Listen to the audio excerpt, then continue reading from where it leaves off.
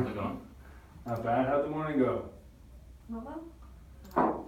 Good. No call-ins today. Trucks made it out on their own power, so. Excellent. So we'll start off with fleet. Yesterday we didn't have the best day, so we had 3 hours and 45 minutes. Let's follow up with Larry first. I actually saw Larry yesterday morning. He was getting his hydraulic oil topped up and said that he had written it down on his DVIR. He did. I was going to speak to Bill today about it. We brought it in for other work. Okay. And it must have been missed. I saw the DVR as well. All right. So I'll have that conversation with So that's who you have on to coach today? Yeah. Okay. Because I was here yesterday, so. All right, that's a great follow-up piece for the tech team. But we also had Paul with 3 hours and 40 minutes yesterday. He blew number 6 hydraulic line, so he had to bring it back and change it. He put him in a different truck, so. Okay, weren't we talking about a fuel leak yesterday with Paul Arnold? That was the injector line, Oh, okay. the fuel All line. right. Okay. Was there any opportunity after you investigated for him to catch that earlier? From the tech's point of view, he thought it was, it might have been leaking prior to yesterday Okay. morning So something he may have been able to catch on on the post truck. Okay. Yeah. So anyone have that on for follow-up for Yes, Ken? I do. Yeah, I'm gonna talk to him about his post trip Okay. today and just see if he's following everything, see how in depth he's inspecting the truck Okay. at the end of the day. Yeah, that might be a good one for you being new. That might be a good one for a role play after the meeting. We can go over how we want to have that discussion with Paul. Make sure that we ask the questions the right way.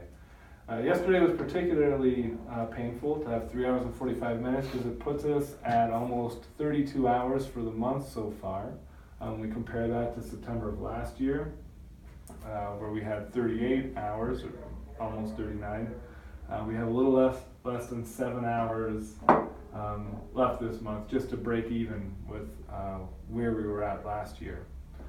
So do we have any ideas about what we can do to hit the target to try and come in under last year? I have one idea myself, but I'm interested to hear what anyone else has. So I think a good thing, especially for Pam being in her new role, is maybe her and Ken could do PTI help. Just introduce her to that process a little bit and really focus on the easy ones like tires, something like that, air leaks that you can hear. That's a good idea, and then we can share some of that expertise, do some knowledge sharing, get a fleet manager, run manager together. Ken and I have talked about it as well as we get ready for MSDO. Now that we have a fleet manager, PTI lanes are going to be critical. That's a great suggestion. Yeah.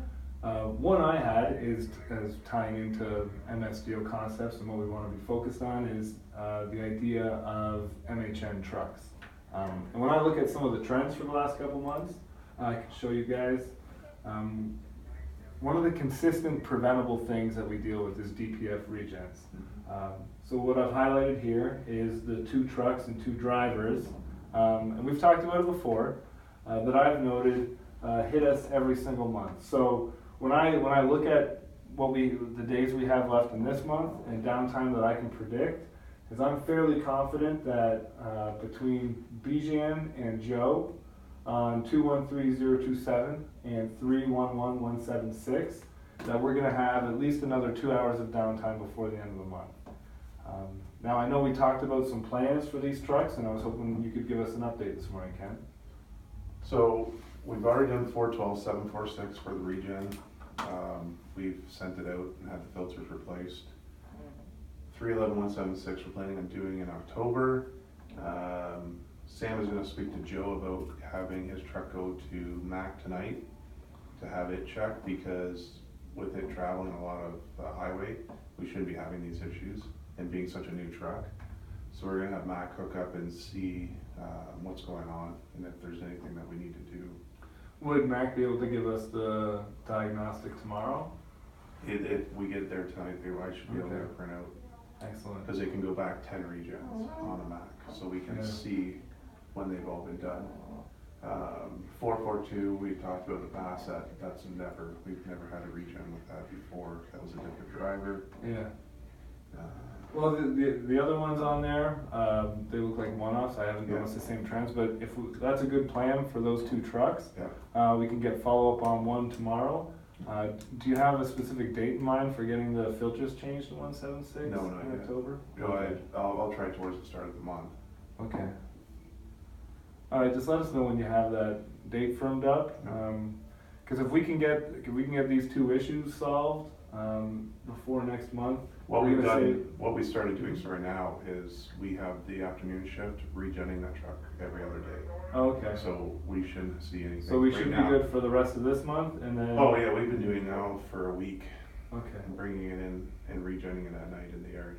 Okay. So, All right. Well, we should be able to, if things go well, according to plan here, we should be able to save ourselves 2 hours of downtime this month, and save ourselves 5 to 7 next month.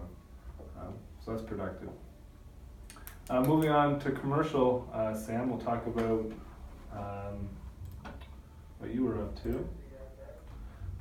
So yesterday, we had a consistent day for a Wednesday on commercial for efficiency at 28 or 27.7 yards an hour. That's pretty normal for a Wednesday, but it is below where we want to be on our 30, 60, 90-day target, right? We're trying to stay over 31, and it's below where we need to be for the scorecard. So I was wondering if you could comment on that. What are we doing on Wednesdays to try and fix the problem? Because it's not just a one-day thing, it's week after week we're below where we want to be. Yeah, so like on Wednesdays, we've identified obviously that it's our lower performing efficiency day. And the funny thing about it is we have less totes on a Wednesday. So Okay. I feel like as far as that goes, it should be one of our stronger days. So I've been engaging Ross on our commercial dispatch call. Okay. Just speaking about looking for opportunities to maybe eliminate one route on one truck on a Wednesday. All right, so one truck on a Wednesday, Yeah. which line of business? Recycling. Recycling, so Yeah. front end recycling? Yep. Okay, how you plan to go about that, or what are you investigating? So we're gonna look into density on the roads. We have three recycling trucks on a Wednesday, and I feel like if we can distribute the work maybe to other days based on service frequency, we can eliminate a route and make sure the other two trucks that are remaining have full 10-hour days on them. So I like that you're engaging your dispatcher on the router call. I think that's going to be key to being successful. What other tools do you have to accomplish what you're trying to get done here? I went on to ERL just to Mm-hmm. take a look, and then we had a discussion, me and Ross, about what I was seeing on there, some opportunities for moving some calls around. But after we really get an understanding of how we're going to do it, I'm just going to engage the OIM team and have Okay. their help with it. So Excellent. Do you have an idea when you'll have a plan together that you can send to Dave's team? going to Toronto for 2 weeks, it'll probably be 2 weeks. Okay. So that would put us into the first week of October. Yeah. Okay. Yeah, because our efficiency for the next few months was strong year over year, so we need to find a way. All right, so I'll be adding that on to the special projects tab that we have on our 30, 60, 90-day plan. And we'll check in with you next week and see if we're on track. Beyond that, some positives, we're headed in the right direction on the data integrity piece of the 30, 60, 90, sequencing at 89% and quick punch at 5%. Do you want to give us an update on where you think we're going to land by the end of the month and into October? So September, the beginning of the month, is going to hurt our overall performance for sure. October, we should be compliant on both Okay. by the end. Our worst offenders that we identified on the 30, 60, 90, all were compliant yesterday. Steve was 92, Mark was 97, and BJ was 95. All right, so we got some success on your MHM plans. Yeah. That's a real positive as well. The last thing I wanted to talk about for commercial is another positive, but there's still some opportunities, is our QOS yesterday of 0.4%. So we've been a little hit and miss. It's been some valleys and peaks so far for the month of September. But we're doing well this week, but we got to stay on top of it. So yesterday, there's still some opportunities, but I was wondering if you could tell us where you think they are. Yeah, so I have a planned conversation with Steve Edwards because he had 2 blocked. Similar situation to we've coached on before. A delivery truck is blocking access to bins, but he's only on site for 25 to 30 seconds. So I'm gonna go speak with him about what actions he took. 'Cause it doesn't sound like or seem like that he would be getting out of the truck, trying to understand how long that delivery truck would be there and so on and so forth. So gonna speak with him about that today, and hopefully we can get a commitment from him. All right, great stuff. We're looking forward to hearing back tomorrow how that went with Steve, and in a week we'll check in on the routing activities. But that sounds pretty busy and keeping us heading in the right direction. Moving on to roll off. So yesterday we struggled a little more on efficiency at 0.43. When I went back and checked the trends for a Wednesday, we haven't had a Wednesday under 0.45 since June. So this is our lowest in 3 months, right? So when I look into it, just looking at the numbers, because I wasn't as intimately involved as you were, I see 89% sequencing and a 10-hour gap. So I see some opportunities maybe there, but overall, I see that drivers were following the plan and we weren't super far off. So a 10-hour gap is pretty typical. So if drivers were following the plan and we're this far off where we want to be, with our target being 0.5, I was wondering what commentary you had for us on how the day was planned and what we could have done better. Yeah, so it was a bit of a missed opportunity with dispatch, just a routing error at the beginning of the day, which we discussed on the call at 2:30. Basically, a driver was routed to an area at the beginning of the day, moved into another area, and then had to go back. And so that caused our gap and actually caused some drivers having to take on those calls at the end of the day, which we were able to get, so no carryovers, so that's the success out of it. But there is definitely some opportunity between dispatch, myself, and the drivers, just getting to understand those out-of-town calls. Did dispatch give you any explanation for why that error was made? At the time, it was a delivery issue. The driver wasn't able to make the delivery, and it happened earlier in the morning when our regular router wasn't there.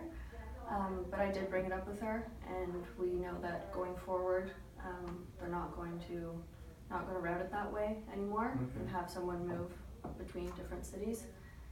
What can you do to check in on that? Call in at the beginning of the day, get in touch with dispatch earlier. Is it something the driver could have noticed? Yes, and he did bring it to my attention later in the day after the fact. Okay. At the time when the calls were given back. So going forward, obviously just looking at where he's at, how his day is going. So is there a coaching opportunity to have him call you a little earlier maybe if he notices something? Or Yeah, is this... definitely. Yeah. Okay. Just getting in touch with me. Have you had that conversation with him yet? Not today, but I will put that on my coaching plan. Perfect. Yeah. I'd like to see that. That's great. Can I make a suggestion? Absolutely. One thing I was thinking about as well is any of the 4:30 guys that start 4:30, we should be utilizing them in the city. I know Will would prefer to work out of town, but I feel like London is dense, full of traffic, and the advantage of a 4:30 guy is the hour and a half, 2 hours he has to utilize that as well. There are some disposal sites, like off-site disposal sites that we go to that don't open till 7 or 8. And I feel like if you have a 6 o'clock guy do all the out of town stuff, like they're all 6 o'clocks, you won't run into that issue as much. Okay. Especially the north end, right? Yeah. Okay. That's a great conversation to add to the rhetoric call. Yeah, I will definitely bring that up. Now the other big area of focus, especially this week, we have you working on your first MHM plan. Yeah, so Chris Halsey is my first MHN. I am looking at his trends this week, trying to find the gaps so that when I do bring forward a plan, I want to have something set in stone and just some good coaching opportunities. I want to know exactly where his downfalls are, or just some missed opportunities. So I started it. I want to work with you closely on that, just so I have the right direction. But mainly it's just his efficiency variance is causing obviously the day variance, and I think it's mainly falling into his path of travel. All right, what do you mean by path of travel? Taking something beyond what the planned route. So he's deviating or yeah. choosing Yeah. inefficient routes? Yeah. Okay. There's also something to look into with when and where he's taking his breaks. So I want to dive into that with him as well. And him and I have had the conversation in the past, so it's just a matter of following up and getting him on board. And I'd like to eventually have him down to 0, but right now it's roughly like 2 hours every day. So I'm going to stair step down to like an hour, 45 minutes, and just each day tackle something that he can improve on. Yeah, I think it's going to be key to break that down to bite-sized pieces, because you mentioned 2 things. You mentioned where he takes his breaks, inefficient routing. Chris Halsey has come up on multiple MHM plans in the past. Sam's taken him on before. I've heard from the last route manager that he was up a lot. His on-property time is really high. Disposal times are really high. You can pick any area almost, and we have an issue. So I think you're taking the right approach, and that it's going to be key to isolate and identify these issues, so we're having smaller conversations rather than trying to tackle the whole thing at once. Yeah, and I think because he's the kind of guy who is gonna point fingers and probably blame it on routing or something along those lines, I like to get in the truck with him and actually experience a day and just see where there is some opportunity with the customer, or if he's having bin issues or something like that. So what's the other benefit going to be for spending a day as a ride? If we're going to be having these are going to be difficult conversations with Chris. We know he's resistant. So what's the other benefit for spending a day in the capital? Well, you'll build a rapport with them. yeah, yeah, it's a learning opportunity for me, just even to get to know our customers within the area. Right, because we're only going to win with Chris if we get the engagement. Yeah. I mean, if a driver wants to play games, there's ample opportunity to keep playing games. But if we can get that engagement, these conversations are going to go a lot better. So, when do you want to do that ride along? What day do you think we can do that? It'll probably be next Thursday is what I'm aiming for. After I've had a conversation with him, led him into the MHM plan, told him what I have in store, where I want to get him. When do you want to have that conversation? That's going to be a tough one. We'll have to do some practice. Yeah. Based on how today goes and tomorrow, probably on Monday. Monday? Love it, yeah. And then you want to review this whole week's? Yeah, just have some data set out, just to say this is where you were last week. We're going to look at it again this week and the week following that. I typically don't like waiting to have these conversations, but if you feel like you need an extra day to get together, get the data together, and then practice some conversations with me and with Sam or Ken, then Monday works well for me. What tools can Pam use when she's having this conversation with Chris? EVA is going to be a big one, especially if you're focusing on deviating from the route and stuff like that. Yep. Right? That's probably be your most useful tool. Opus is great for showing information especially, but sometimes drivers can get lost in a number, but PVA showing them the map is probably your strongest one anyways. Excellent, I like it. Anything else? Any other ideas? I think it's a great place to start. We plan to show Chris PVA on Monday, and really have a good conversation ready, and prepped. But looking forward to seeing the benefit too. He's a key guy that I think will have an impact on the overall business. Yep. And the 30-60-90 day plan. Anything else around the table that we want to talk about? Good. All right, great. Have a great day.